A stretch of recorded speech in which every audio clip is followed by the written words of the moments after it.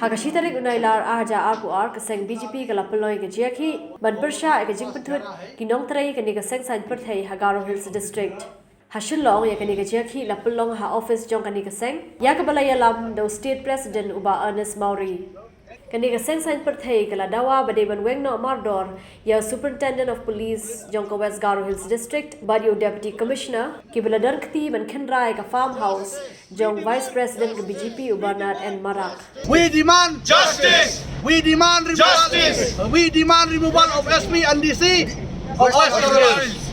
We demand Removal of SP of DC on West Garo Hills. So I think the important thing is that we'll go and hand over the memorandum to the Honorable Governor of Meghalaya so that he can give direction to the government immediately or removal of the SP and DC of West Garo Hills. So just now we met the Honorable Governor and we have already submit our memorandum and the Governor has promised us to set the independent inquiry.